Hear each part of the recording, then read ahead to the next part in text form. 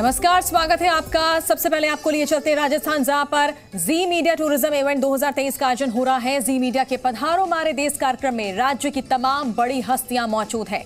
इस कार्यक्रम के दौरान राजस्थान के पर्यटन उद्योग को लेकर गहन चर्चा होगी।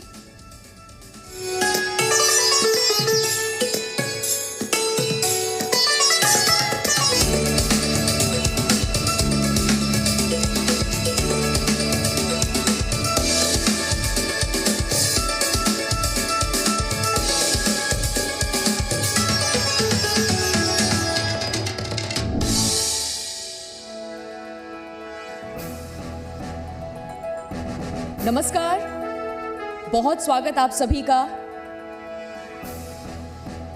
आज के इस खास कार्यक्रम में। मैं हूं आपके साथ प्रिया सिंह। पधारो मारो देश में एक बार फिर से आप सभी का अभिनंदन। आज हम राजस्थान में मौजूद हैं। राजस्थान राजे रजवाड़े और बड़ी बड़ी खूबसूरत हवेलियों और किलों के लिए न सिर्फ देश बल्कि दुनिया भर में मशहूर है। चाहे हमारे अपने देसी लोग हों, देश के नागरिक हों या विदेशी सैलानी हों, बड़ी तादाद में राजस्थान की खूबसूरती को निहारने विश्व भर के कोने कोने से लोग यहाँ आते हैं। राजस्थान भारत की सांस्कृतिक यहाँ की धरोहरों को समेटे हुए यहाँ की खूबसूरती को बयां करता है।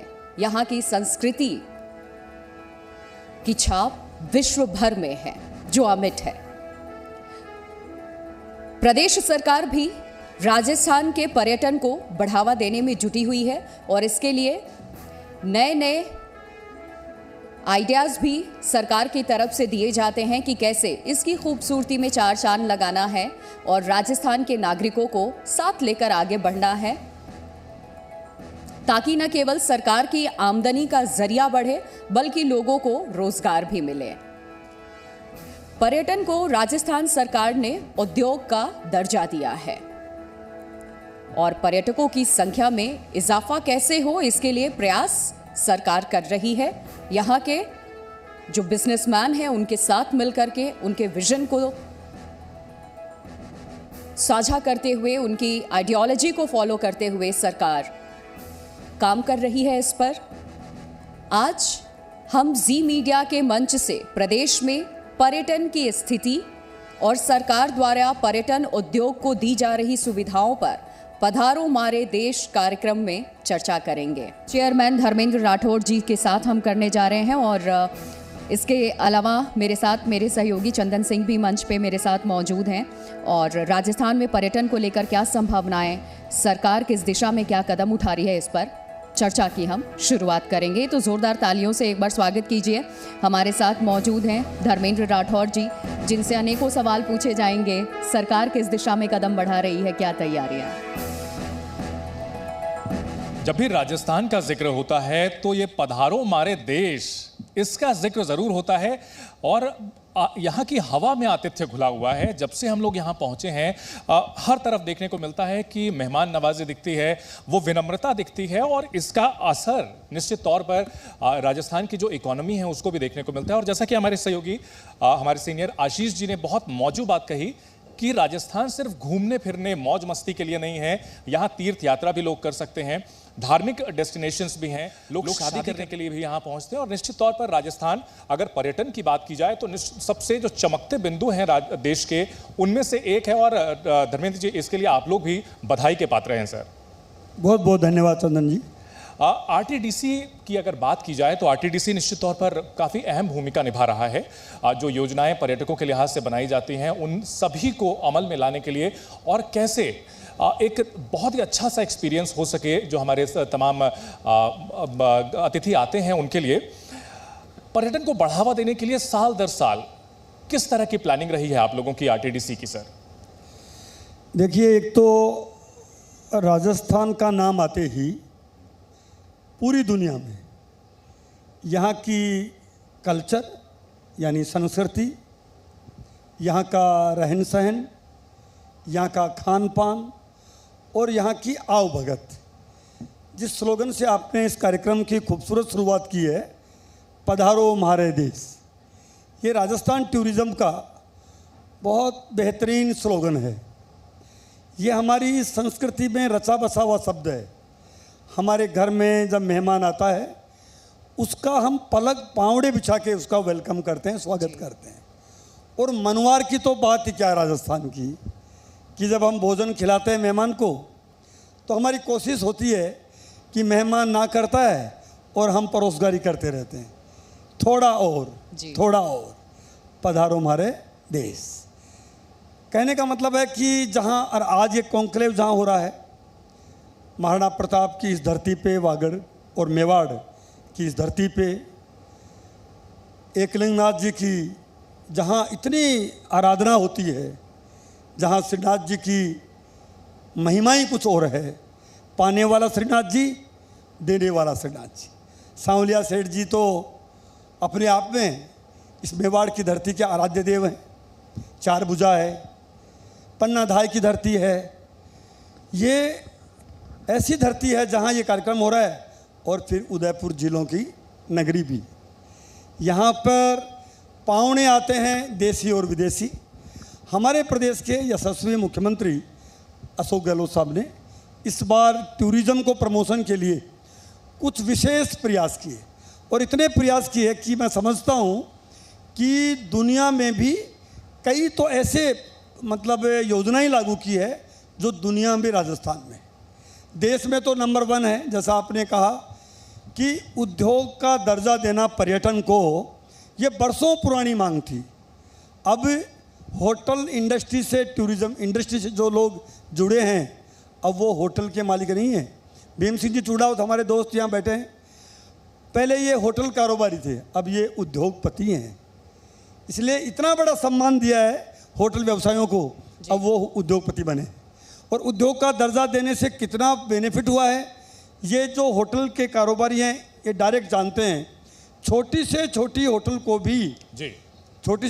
भी 20,000 रुपये प्रति माह से लेके और 5 लाख 7 लाख रुपए महीना तक का फायदा होटल को इंडस्ट्री का दर्जा देने से हुआ है। दूसरा बड़ा फैसला हमारी सरकार का, हमारे मुख्यमंत्री जी ने जो किया है कि गांव-गांव में हमारा जो गांव की जो कल्चर है, गांव का जो रहन सहन है, गांव के वहाँ की जो एग्रीकल्चर कैसी है, गांव में जानवर कौन से हैं, और गांव के बच्चे जो बेरोजगार होकर जो शहरों में आते हैं उनको रोजगार कैसे मिले, उनके लिए एक पॉलिसी बनी, ग्रामीण पर्यटन पॉलिसी।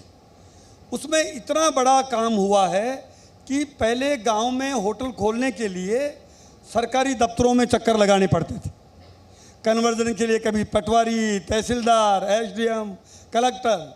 अब हमारे प्रदेश के मुख्यमंत्री जी ने ऐसी पॉलिसी लाए हैं कि किसी सरकारी दफ्तर में आपको चक्कर नहीं लगाने पड़ेंगे और तत्काल आप होटल शुरू कर सकेंगे। वहाँ के जो बच्चे हैं, लड़के लड़कियाँ, जो नौजवान, उनको रोज़गार दे सकेंगे। तो रोज़गार के मामले में मील का पत्थर साबित होगी ये पॉलिसी। ये बड़ी पॉलिसी है।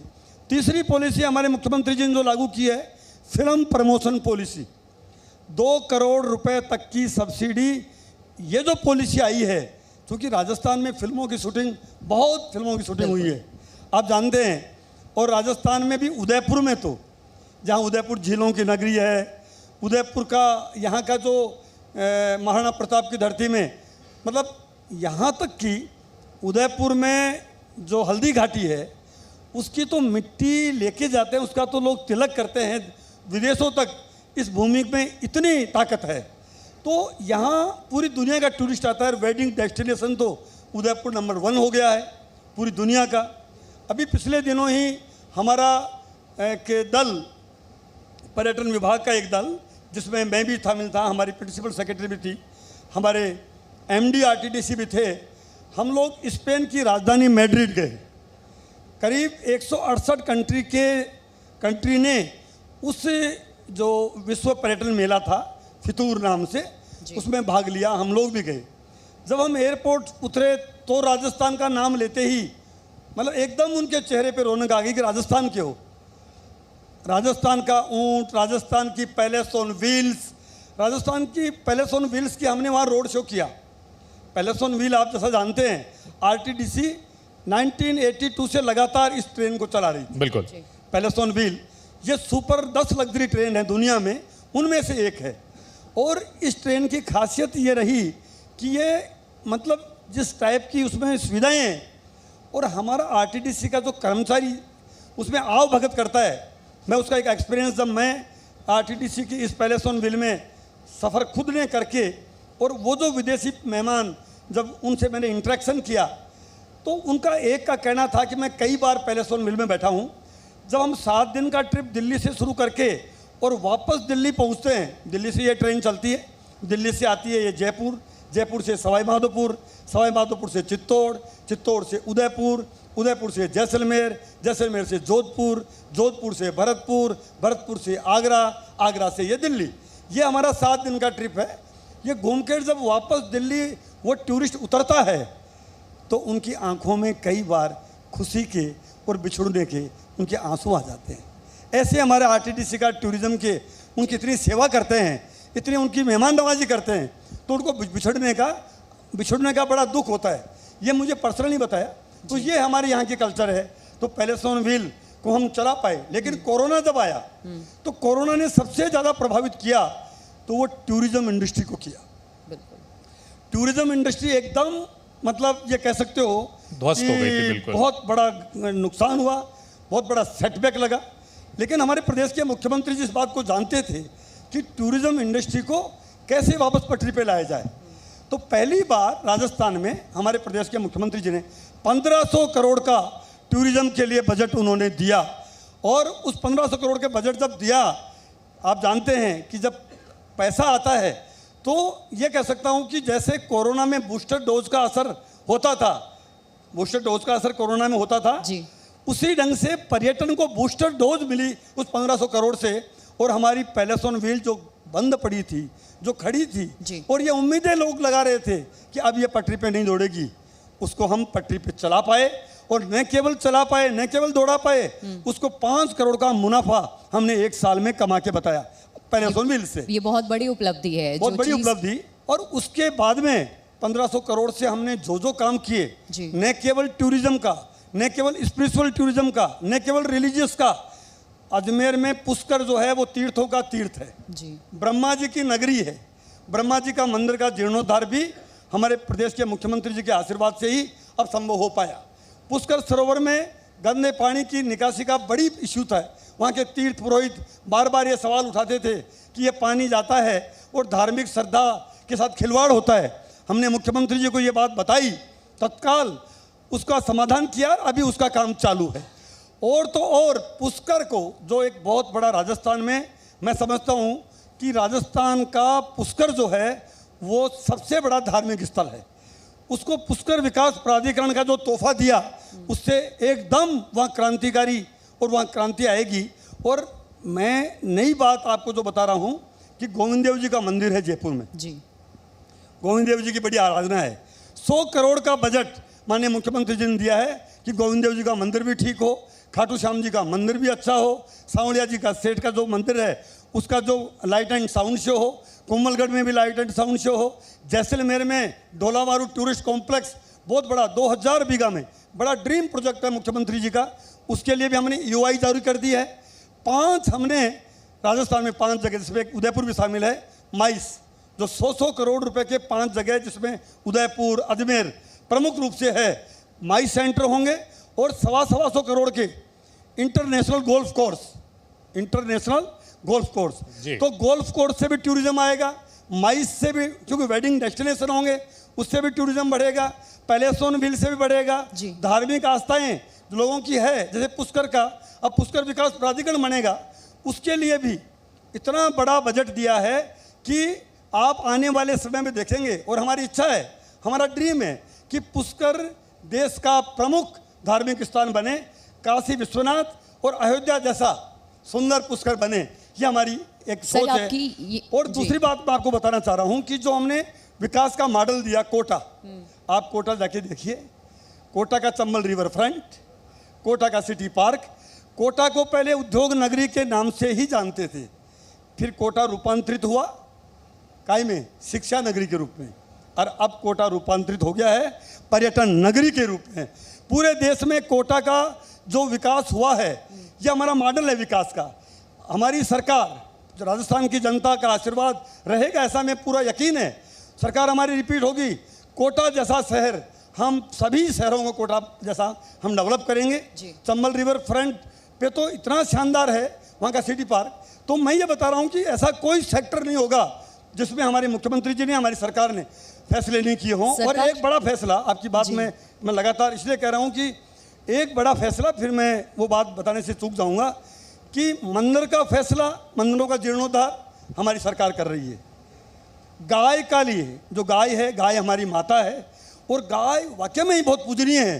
तो गाय के लिए जो अनुदान है गौशालाओं का, वो पूरे देश में राजस्थान एक नंबर पे है। 9 महीने का अनुदान गाय को मिलता है, गाय गौशाला को मिलता है। और नंदीशाला को 12 महीने का अनुदान। मतलब कहने का कि ब्रह्मा मंदिर का जीर्णोद्धार गहलोत सरकार करे, गोविंद देव जी का मंदिर का काम गहलोत सरकार करे, खाटू श्याम जी मंदिर का काम गहलोत सरकार करे, और गाय का काम गहलोत सरकार करे, और गरीब का कल्याण गहलोत सरकार करे। और क्या बाकी रह सकता है? तो टूरिज्म का जो काम हुआ है ये पूरे देश में, दुनिया में पहली बार, मैं तो ये कह सकता हूँ किसी भी राज्य में 1500 करोड़ का जो टूरिज्म डेवलपमेंट फंड दिया है वो किसी स्टेट में नहीं होगा, वो हमारे राजस्थान राज्य में। ये बहुत अच्छी बातें आपने यहाँ पर कही हैं, आंकड़ों के साथ। न सिर्फ ऐसी बातें की आपने, बल्कि आंकड़ों के साथ ये गिनवाया है कि सरकार ने टूरिज्म डेवलपमेंट पर क्या काम किया और कितने करोड़ का फंड भी आपने दिया। एक चुनौती और आ जाती है सर यहाँ पर, जब आप विश्व भर से लोगों को अपने यहाँ पर आमंत्रित कर रहे हैं तो आपके जो धरोहर हैं वो वैसे ही रहे, आप उनकी खूबसूरती को बरकरार रखें, कोई नुकसान ना हो। भीड़ बहुत ज़्यादा बढ़ेगी, बहुत सारे लोग आपके यहाँ आ रहे हैं। कल आपके शहर में मैं भी निकली घूमने के लिए, मैंने न सिर्फ देखा कि देश के अलग अलग राज्यों से लोग आए हैं, विदेशी मेहमान भी मुझे सड़कों पे दिखे और अच्छी खासी तादाद में दिखे। लोग राजस्थान आना पसंद भी करते हैं। तो उसको मैनेज करने के लिए क्या कोई अलग से डिपार्टमेंट, एक टीम तैयार कर रही है? और लोग गाँव भी घूमना चाहते हैं राजस्थान के। Zee News.